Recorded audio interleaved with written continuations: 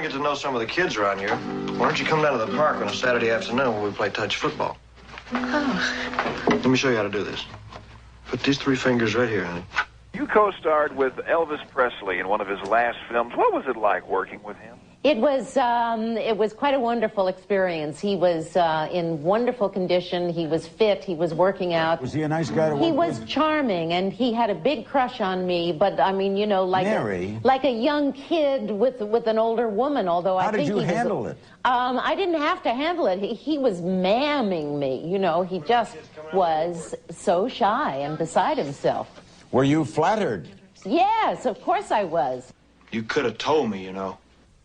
We're back with Linda Thompson. I said 76. She dated him through 76. He died in 1977. He's gone 25 years. All right, so from day 2, how did this get... Did you have to go to the Miss USA pageant? I had already been.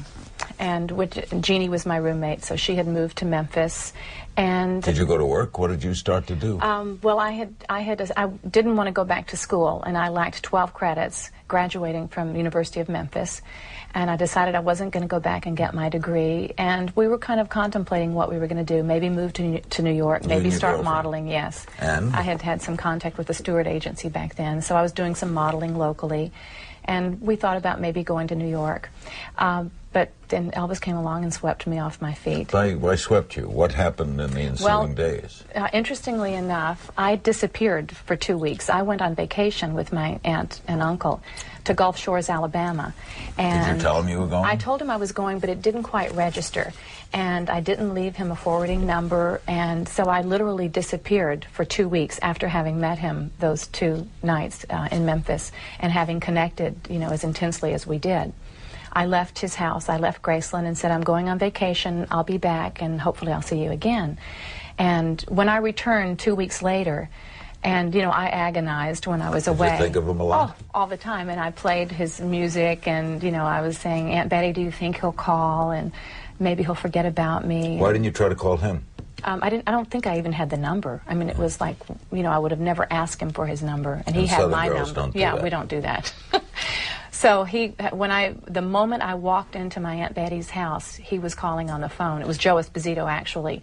And he said, I've memorized your number. We've looked high and low. You know, we've looked everywhere for you. Where have you been? Elvis wants you here tomorrow. I had just arrived in the evening, and he had to have a guy call to say this? Joe Esposito. No, Joe said, you know, he wants to talk to you right away. And so he said, you know, you don't just disappear from my life. Who do you think I am? And did he get on the phone? Oh, yeah. And he said, you know, I've been looking for you, and I've been desperate for you. I want you to be here tomorrow. I'm going to Las Vegas. And this was in August. And I said, well, I don't know if I can pull it together in time. I just got back from vacation. And he said, don't just bring a toothbrush, or don't even worry. He invited you to go to Vegas with him? Yeah. So you knew then that you were about to begin a relationship if you get on a plane to go to Vegas? Certainly looked that way. Yeah, it certainly. I mean, you're going to go. Did you take separate rooms in Vegas? No, we didn't. Okay. So you knew As a matter of fact, Larry. You knew something was going to happen. Well, I figured something was amiss. But, you know, he was still a gentleman. You know, you can... No, we'll get to that. Yeah. What was the Presley plane like? Well, I flew commercially at that point. He flew you out separately? Well, yeah, he was already out in Los Angeles. In Vegas. He was in Los Angeles.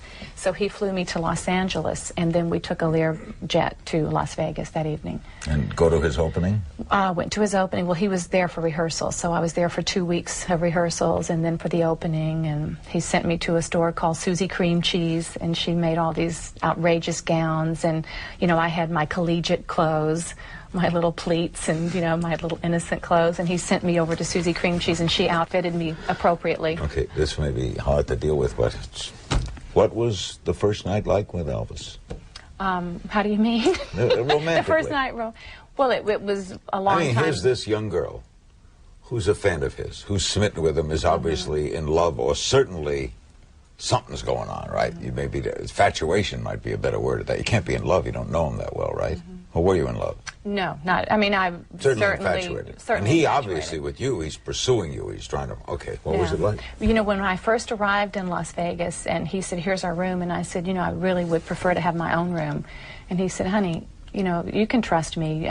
We can be here together. We can get to know each other very well. So don't worry about, you know, intimacy too quickly."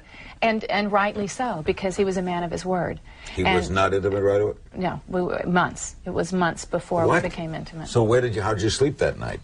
Together, but, you know, cuddling, and, you know, he was just, he was a man of his word. So it took months. It took, you know, a few months before. Did you begin to wonder? No, not at all. I just knew it was up to me whenever I said I was ready. And, you know, I wanted to establish his feelings for me because that was important to me. I'd obviously, you know, maintained my virginity for as many years as I had, and it was important to me. So you were still a virgin? Yeah. So it was important to me to make it right. Where did it happen? I mean, was it in Vegas? No, I'm not going to go get a description. Presidential suite of the Las Vegas Hilton.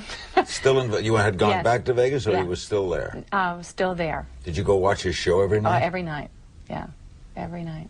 Weren't a lot of people, paparazzi, wondering who you were? You know, he had dedicated songs to me, and so he went public with it. Yeah, right away. Okay, what was it like to be Elvis's girlfriend? It was like being with Prince Charming on many levels because he was like Santa Claus every day. He was inordinately generous of spirit. I've heard that. And also of material wealth. You know, he was a big giver, right? Big giver. He derived much more pleasure from giving than receiving. You know, his life was lived very biblically. You know, he really followed the Bible, and he also was on a spiritual quest to find out how other people of other faiths lived their lives. And he used to wear an Egyptian ankh, a Star of David, and a crucifix around his neck. And when people would say, "Are you confused?" he would say, "No, not at all. I just don't want to miss heaven on a technicality."